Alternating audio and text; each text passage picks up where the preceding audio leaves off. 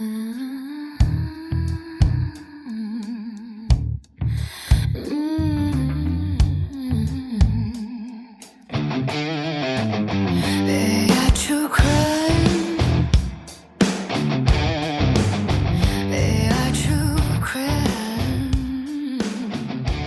1. The morning of January 6th. Washington, D.C. woke on January 6, 2021, under gray winter skies, the kind that flatten sound and make the city feel hushed, even when it is not.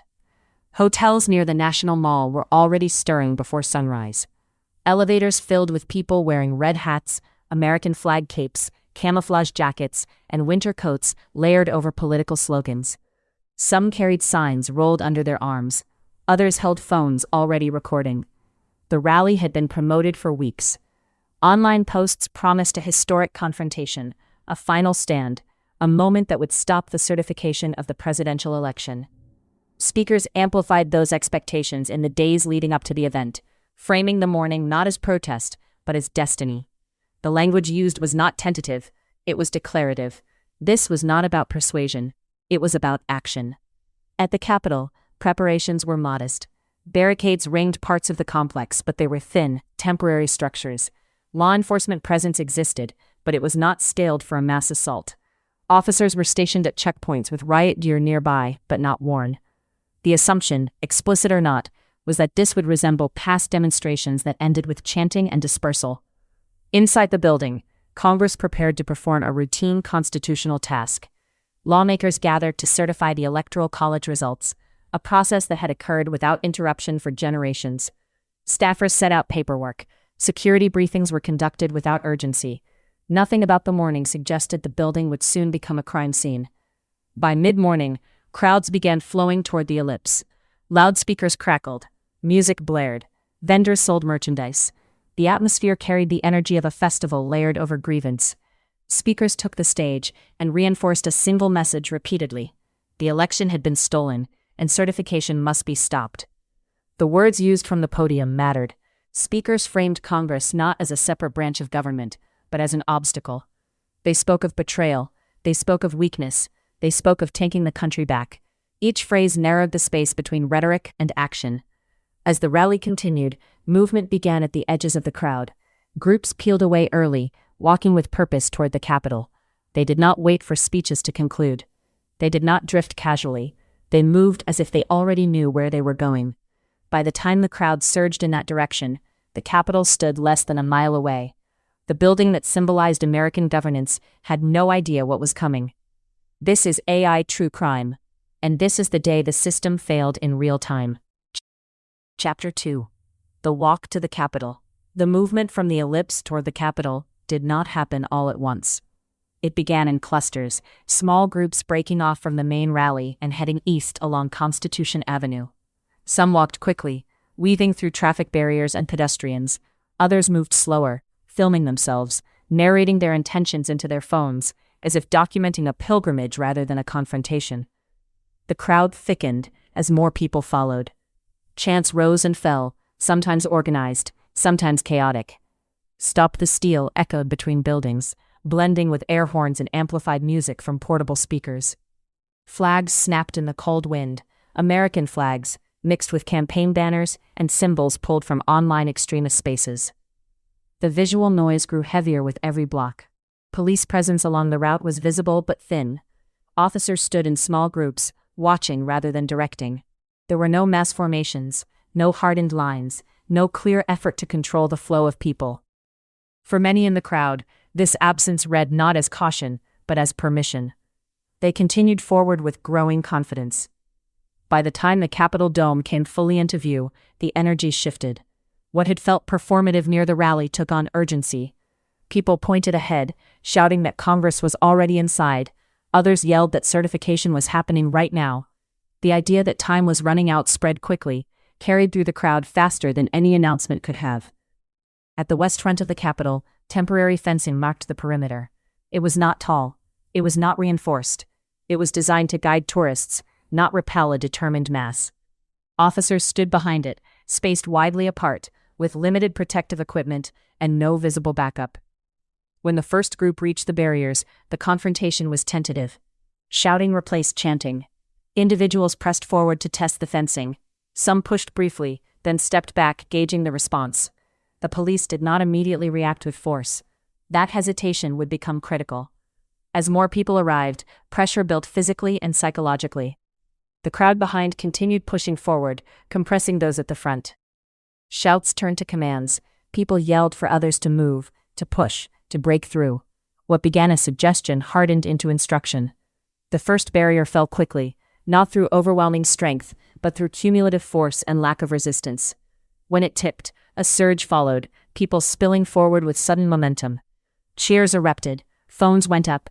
The moment was framed instantly as victory. Officers retreated to secondary positions. Some attempted to regroup. Others were swallowed by the moving mass and forced backward, step by step. The crowd interpreted retreat as collapse. Each backward movement encouraged another forward rush. As the perimeter dissolved, individuals began running. Some climbed scaffolding, erected for the upcoming inauguration. Others scaled walls and terraces, searching for higher ground or better angles to film. The Capitol grounds filled with bodies moving in every direction, no longer contained by paths or purpose. Inside the building, alarms were triggered and security protocols activated. Capitol Police radio traffic grew frantic as reports conflicted and overlapped. Officers called for assistance that did not arrive. Command structures fractured under speed and confusion. Members of Congress were still inside the chambers, debating objections to electoral votes. Staffers received urgent instructions to prepare for evacuation. Doors were locked. Furniture was moved. Panic spread quietly through hallways not designed for flight. Outside, the crowd continued advancing toward entrances, now aware that the building itself was reachable. Glass doors became focal points. People struck windows with fists and poles. Others shouted directions, telling the crowd where to push, where police were weakest, where access might be gained. The distinction between protest and breach had vanished completely. What remained was motion, pressure, and the belief that history was unfolding in real time. The Capitol, long treated as untouchable, was no longer abstract. It was directly in front of them. Chapter 3. The Breach. As pressure intensified along the West Front, movement became chaotic rather than directed. Individuals at the front no longer waited for cues from speakers or organizers. Decisions were made in seconds, driven by proximity and adrenaline rather than planning. When one entrance appeared vulnerable, bodies flowed toward it instinctively, drawn by the possibility of access. At several doors, windows were already cracked or weakened by repeated blows. Metal poles, flagstaffs, and improvised weapons struck glass again and again. When panes finally shattered, the sound triggered a surge. People pushed forward, shouting that the building was open, that police had been overrun, that this was the moment they had been waiting for. Capitol Police attempted to hold interior lines with limited manpower. Officers positioned themselves in narrow corridors, using physical presence rather than riot formations to slow the advance. They were quickly overwhelmed. Crowds poured through doorways faster than they could be blocked, funneling into hallways that echoed with footsteps, shouting, and alarms. Once inside, the behavior of the crowd fractured. Some moved deliberately toward known chambers, guided by prior reconnaissance or social media maps. Others wandered, recording themselves, touching walls, opening doors, reacting with disbelief that they were inside at all. The sense of consequence felt suspended, replaced by the intoxicating immediacy of trespass. Officers attempted to redirect movement, shouting commands that were largely ignored or drowned out. In several locations, confrontations turned violent. Police were struck with poles and fists. Chemical sprays filled enclosed spaces. Individuals were crushed against doorframes as crowds surged behind them without visibility of what lay ahead. In one corridor near the House chamber, a tightly packed group advanced toward officers guarding the entrance. Furniture had been stacked hastily behind the doors inside.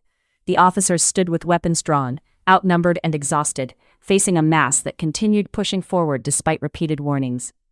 The decision to fire came only after the barrier failed. When the shot rang out, the crowd recoiled momentarily, stunned by the sudden return of reality.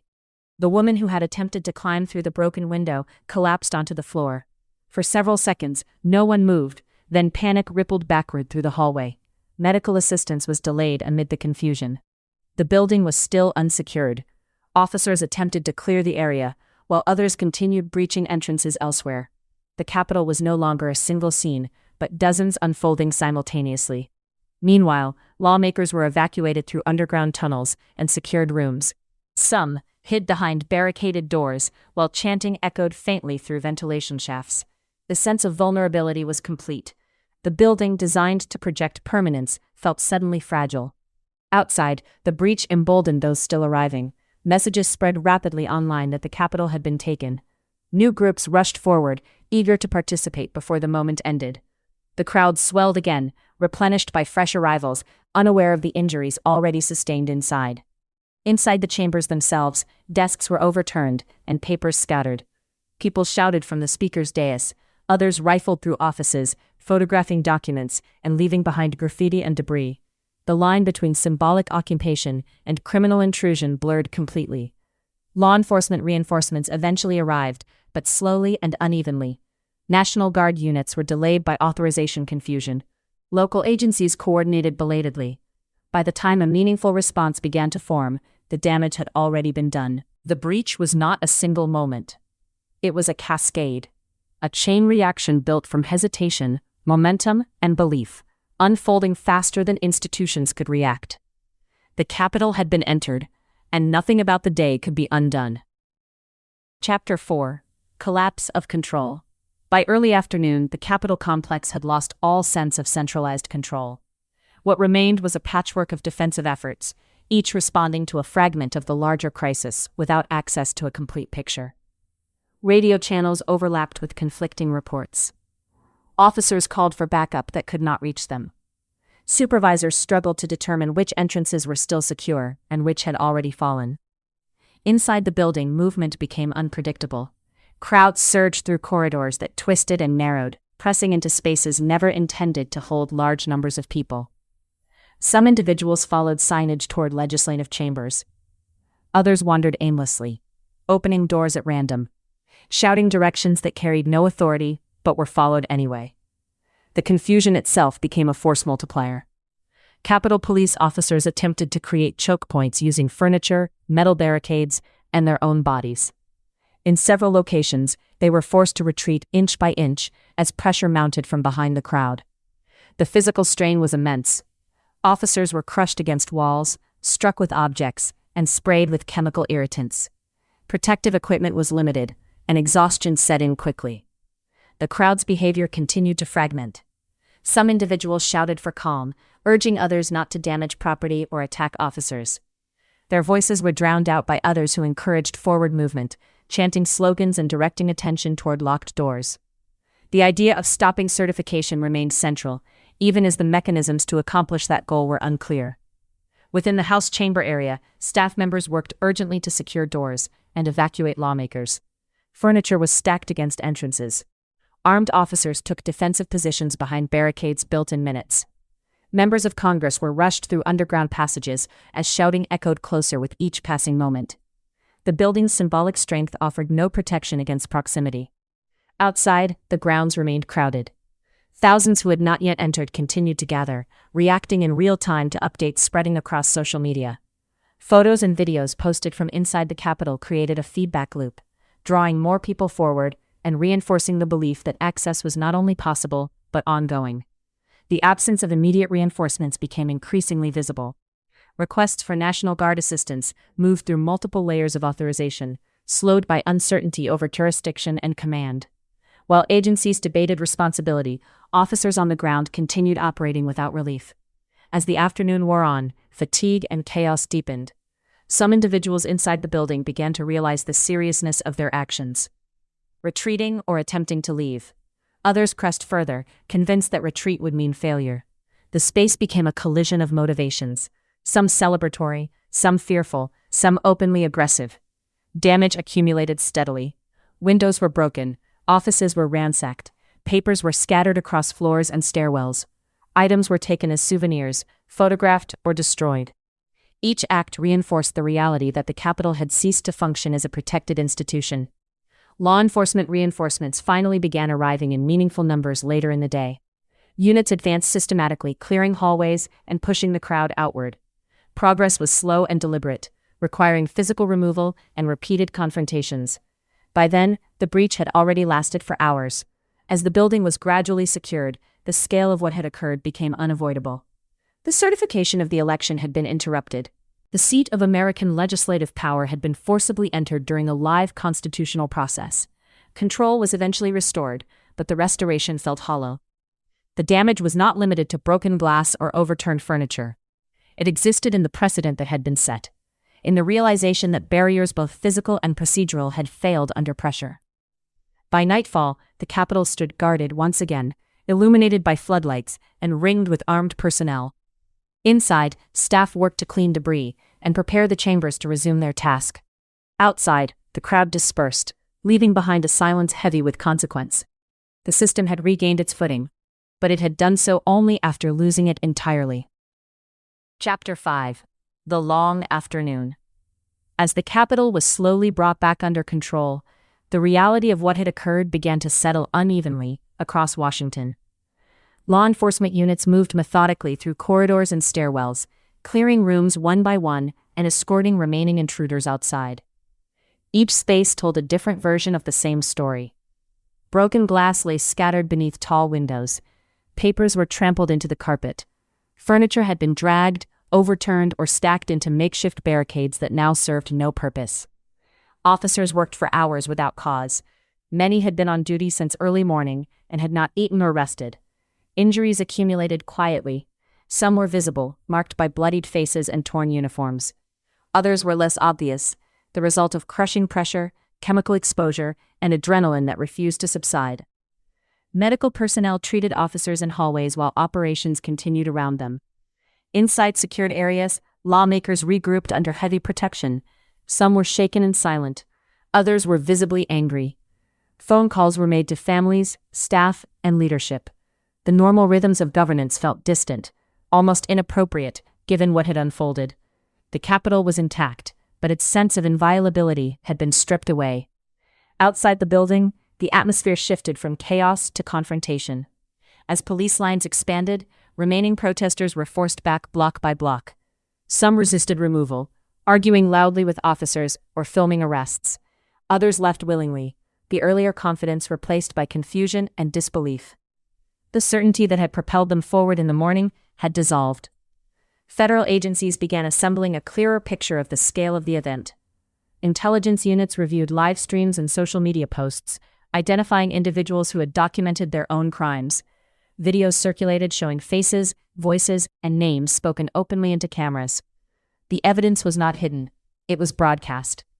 By late afternoon, National Guard units finally arrived in significant numbers. Armed troops formed perimeter lines around the Capitol, standing in stark contrast to the thin barriers that had failed earlier in the day. Their presence stabilized the area quickly, but the timing raised difficult questions. The building was secure now, but only after the damage was done. Inside, cleanup crews worked alongside staff to restore order. Debris was swept aside. Broken doors were boarded. Offices were cataloged for missing items. Each step underscored how deeply the building had been violated. This was not routine vandalism. It was disruption at the core of governance. As evening approached, congressional leaders faced a decision. The certification of the election had been interrupted. The question was whether to resume proceedings the same day or postpone in recognition of the trauma. The decision was made to continue. When lawmakers returned to the chambers, the scene was altered. Armed guards lined the walls. Security checks were stricter than at any point in recent memory. The debate resumed under the shadow of what had just occurred, every objection and procedural motion now carrying new weight. Outside, the city quieted. Streets once crowded were nearly empty. News helicopters circled overhead, broadcasting images of a building bathed in artificial light and guarded by soldiers. The visual contrast was stark, democracy continuing under siege conditions. The events of the afternoon had transformed the meaning of the day. What began as a rally ended as a breach of constitutional process. The interruption itself became part of the historical record, inseparable from the certification it attempted to stop. As night settled over Washington, the Capitol stood secured once again, but not restored. The physical cleanup could be completed in hours. The institutional damage would take far longer to confront, and its consequences were only beginning to emerge. Chapter 6. The Aftermath begins. When the Capitol finally emptied and the last security sweeps were completed, the scale of the response began to shift from immediate containment to reckoning. Federal agencies moved quickly to preserve evidence left behind in hallways and offices. Broken glass, abandoned weapons, and discarded clothing were photographed and catalogued. What had initially appeared chaotic now became methodical, transformed into an investigation that would stretch for years. Video quickly emerged as the central form of evidence. Thousands of hours of footage were pulled from surveillance cameras, body-worn cameras, news broadcasts, and live streams posted by participants themselves. Investigators were confronted with an unusual situation. Many of the individuals involved had documented their own actions openly, narrating events in real time and identifying themselves without hesitation. The crimes were not hidden. They were performed publicly. Within days, the FBI established a nationwide identification effort. Photos were released to the public, asking for assistance naming individuals who had entered restricted areas or assaulted officers. Tips poured in from across the country. Family members, co-workers, and acquaintances recognized faces and submitted names. In some cases, participants were identified by their own social media accounts before authorities contacted them. Arrests began quietly. Early charges focused on unlawful entry and disorderly conduct. But investigators were already building more serious cases. Assaults on federal officers, theft of government property, and conspiracy charges followed, as evidence was reviewed in detail. Each arrest revealed how far the network of participants extended beyond Washington. Public reaction fractured almost immediately. Some viewed the arrests as overdue accountability. Others framed them as political retaliation. The same images that served as evidence were interpreted in radically different ways, depending on audience. The country did not move together toward understanding. It split further apart. Inside law enforcement, the mood was grim. Officers injured during the attack gave statements describing fear, exhaustion, and confusion. Many spoke of being overwhelmed and abandoned. Some later reported lasting trauma from hours spent defending doorways against advancing crowds. The physical injuries were visible, but the psychological toll was slower to surface. Congress launched internal reviews examining security failures. Questions emerged about intelligence warnings that were not acted upon and requests for support that stalled. Testimony revealed hesitation at multiple levels, with no single point of responsibility. The failure was systemic rather than individual, spread across agencies and protocols that proved inadequate under pressure. The individuals who had participated began adjusting their narratives. Some expressed regret. Others denied wrongdoing despite clear footage. A number attempted to erase online histories, deleting posts and accounts that investigators had already archived. The confidence displayed on January 6th evaporated quickly once consequences became real. Courtrooms across the country soon filled with cases tied to the same event. Judges confronted an unprecedented volume of related prosecutions. Sentences varied widely, reflecting differences in conduct, planning, and cooperation. Some defendants received months, others faced years. The legal system moved slowly, burdened by scale. As trials unfolded, the story of January 6th evolved from spectacle to process. The dramatic images faded from headlines, replaced by docket numbers, plea agreements, and sentencing memoranda. Accountability became incremental rather than explosive, measured in paperwork rather than crowds. The attack had ended in a single day, but its aftermath unfolded in fragments, stretching across jurisdictions and time. Each arrest added clarity, while also reinforcing how many people had participated willingly. The event no longer belonged to the moment itself. It had entered the long, grinding phase where history is shaped not by noise, but by record. Chapter 8. What Remained. In the years following January 6, 2021, the event resisted any clean sense of conclusion. Investigations formally ended, trials concluded, and sentences were handed down, yet the attack continued to surface in American political life with persistent force. References to the breach appeared in congressional debates, court rulings, and campaign speeches long after the physical damage had been repaired. January 6th did not recede into history. It remained active, invoked repeatedly as both warning and weapon. The Capitol itself was restored quickly.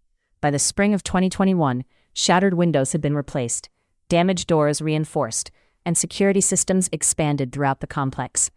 New fencing remained in place for months. National Guard troops continued rotating through the area well into March. Tour access returned gradually, but the building no longer felt open in the way it once had. What had been altered was not the stone or glass, but the assumption of permanence. For those inside the building that day, memory remained immediate. Speaker Nancy Pelosi later described being evacuated while police shouted commands through hallways thick with tear gas residue. Representative Alexandria Ocasio-Cortez recalled barricading inside her office suite, uncertain whether officers escorting her were allies or part of the advancing crowd. Vice President Mike Pence, sheltering with his family less than 100 feet from rioters chanting for his execution, refused evacuation from the building and remained as certification resumed that night. Capitol Police officers carried the aftermath differently. Officer Michael Fanone, who was dragged into the crowd and beaten, later testified before Congress about losing consciousness and fearing death. More than 140 officers were injured during the attack, suffering fractures, concussions, and chemical exposure. In the months that followed, several officers who responded that day died by suicide, including Howard Liebengood and Jeffrey Smith, deepening scrutiny of institutional support and trauma response. The legal record expanded steadily. By 2022, the Department of Justice had charged hundreds of defendants, eventually surpassing 1,000 cases tied directly to January 6th. Judges presided over proceedings that ranged from misdemeanor trespass to felony assault and conspiracy. Sentences varied widely, reflecting the uneven nature of participation, but the cumulative record established the event as the largest criminal investigation in Department of Justice history. More serious prosecutions reshaped public understanding. Leaders of extremist groups, including Stuart Rhodes of the Oath Keepers and Enrique Tarrio of the Proud Boys, were convicted of seditious conspiracy in 2022 and 2023. These verdicts carried decades-long sentences and marked the first successful use of the charge in connection with domestic political violence in modern American history. Parallel to the court cases, the House Select Committee released its final report in December 2022. The document detailed the role of former President Donald Trump in pressuring state officials, spreading false claims of election fraud, and summoning supporters to Washington on January 6. The committee referred multiple criminal recommendations to the Department of Justice, placing unprecedented focus on executive responsibility. Public memory continued to fracture. Some Americans marked January 6th with memorials and moments of silence. Others rejected the characterization of the event as an insurrection altogether. Polling throughout 2021 and 2022 showed widening disagreement, not just over interpretation, but over basic facts, reflecting the degree to which the day had become ideologically contested. Legislative responses followed unevenly. The Electoral Count Reform Act was passed in December 2022, clarifying the vice president's ceremonial role and raising the threshold for objections during certification. While widely supported, the reform was also an acknowledgement of vulnerability rather than its elimination. What ultimately remained after January 6th was not resolution, but exposure. The event revealed how fragile democratic norms could become under sustained pressure, how belief could overpower evidence, and how institutions designed for good faith struggle when confronted with bad faith at scale. The Capitol still stands. The Constitution still governs. But January 6th permanently altered how Americans understand both, replacing certainty with vigilance, and demonstrating that stability is not inherent, but maintained only through collective restraint and accountability. Chapter 9. The Record Left Behind. By the time the final major prosecutions were underway in 2023 and 2024, January 6th had transformed from an event into an archive. What remained was no longer chaos or spectacle, but documentation. Court filings, sworn testimony, surveillance footage, phone records, and thousands of exhibits formed a record unlike any other in modern American history. The attack became one of the most thoroughly documented crimes ever committed against a democratic institution. The Department of Justice continued expanding its investigation well beyond the initial wave of arrests. Prosecutors reviewed encrypted messages from platforms such as Signal and Telegram, travel records showing coordinated movement into Washington, and financial trails connected to fundraising efforts that supported transportation and lodging. What emerged was not a single command structure, but a dense web of encouragement, amplification, and mobilization. Grand juries heard testimony from dozens of witnesses connected to the events surrounding January 6th. Former White House aides, campaign staffers, and state officials described pressure campaigns that preceded the attack. Figures such as Brad Raffensperger in Georgia and Rusty Bowers in Arizona testified about attempts to overturn certified election results, establishing a broader pattern that framed the violence as one part of a larger effort. Court rulings reinforced the seriousness of the offense. Judges repeatedly rejected arguments that defendants were exercising protected speech, citing the difference between expression and obstruction. In sentencing memoranda, courts described the attack as an assault on the rule of law itself, emphasizing that democratic systems rely on voluntary compliance as much as enforcement. The evidence base expanded through congressional releases as well. The Select Committee published transcripts, text messages, and timelines showing communication between political operatives, media figures, and rally organizers. While not all conduct rose to criminal thresholds, the record illustrated how rhetoric, coordination, and timing converged toward January 6th. At the same time, parallel efforts sought to minimize the documentation. Some lawmakers opposed the committee's work outright. Others dismissed findings as partisan. Competing reports and counter-narratives circulated, attempting to dilute the authority of official records. The struggle was no longer over what happened, but over which version would endure. Educational institutions, journalists, and archivists began preserving materials systematically. Universities collected first-hand accounts. News organizations maintained searchable databases of defendants and charges. The National Archives prepared to house thousands of related documents, ensuring the event would remain accessible to future researchers. January 6th entered legal precedent. Prosecutors cited earlier cases when pursuing later defendants. Judges referenced previous sentences when determining proportional punishment. The attack became a benchmark, shaping how domestic political violence would be prosecuted going forward. Yet despite the breadth of documentation, consensus remained elusive. The existence of evidence did not guarantee acceptance. For some, the record confirmed what they feared. For others, it was dismissed as manipulation. The same documents produced radically different conclusions depending on belief. What endured most powerfully was the permanence of the archive itself. The event could not be erased, only interpreted. Its details were fixed in filings and footage that would outlast participants and politics alike. January 6th did not fade into myth, it solidified into record. A record that would remain long after the arguments surrounding it moved on. Chapter 10. Treason Normalized. By the end of the January 6th prosecutions, the facts were settled beyond dispute.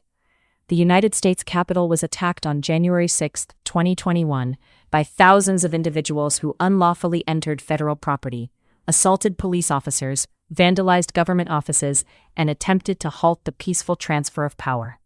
These were not misunderstandings. They were crimes. Courts affirmed this repeatedly, issuing convictions based on overwhelming evidence. The people who breached the Capitol were criminals. Many were convicted felons by law. They were found guilty of assault, obstruction, conspiracy, and violence against law enforcement. They were not tourists. They were not protesters. They were participants in an attack on American democracy, carried out knowingly and deliberately. What followed was not accountability. What followed was betrayal. Donald Trump did not distance himself from the criminals who stormed the Capitol. He did not acknowledge their violence. He did not express remorse for the officers injured or the institutions endangered. Instead, he embraced them. He praised them. He promised to pardon them. And when given the power to do so, he followed through. The mass pardons issued by Trump were not acts of mercy. They were acts of political vengeance against the rule of law. By erasing the convictions of people who had violently attacked Congress, Trump declared that loyalty to him mattered more than loyalty to the Constitution.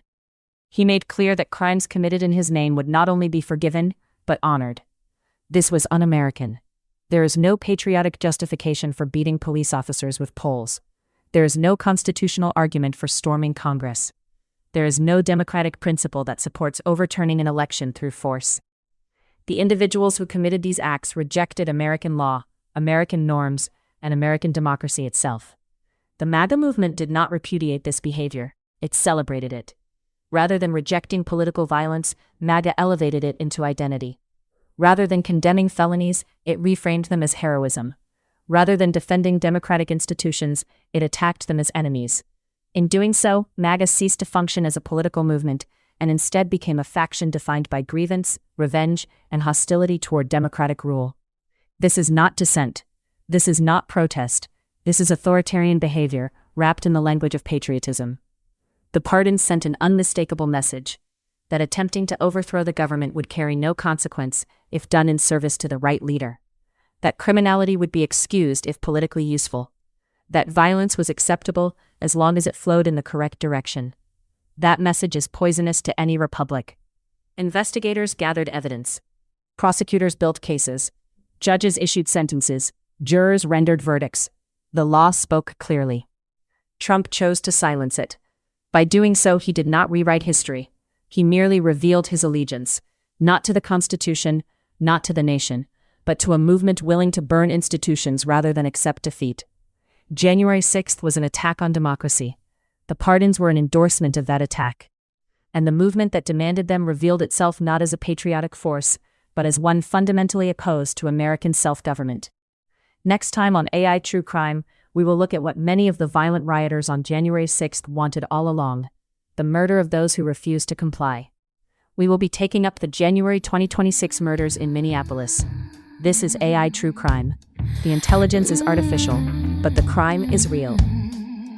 AI True Crime. AI True Crime. AI True Crime. The intelligence is artificial, but the crimes are real.